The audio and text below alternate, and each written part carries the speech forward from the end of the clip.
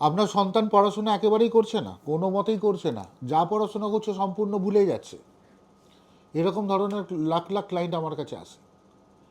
এবং আপনি খেয়াল করে দেখবেন যে এরকম ধরনের হচ্ছে, পড়াশোনা করছে ভুলে যাচ্ছে, এবং যা বাড়িতে রেডি করেছে সেখানে গিয়ে খাতায় গিয়ে দেখা যাচ্ছে 40% পাচ্ছে, 50%, 70%, 95% পাওয়ার কথা 80% পাচ্ছে। এটা একটা বড় সমস্যা। তার কি বুঝতেই পারছে না, বুঝতেই পারছে না যে হচ্ছেটা কি। সব জেনে থাকার জানা কোয়েশ্চেন লিখেও এসছে, কিন্তু অ্যান্সার পাচ্ছে না।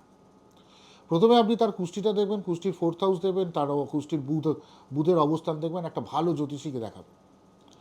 যদি কাউকে না পান তাহলে মোটামুটিভাবে আমরা এখানে কমেন্ট বক্সে লিখতে পারেন, আমি আপনাদেরকে ফ্রিতে বলে দেবো। এটাকে দেখবেন।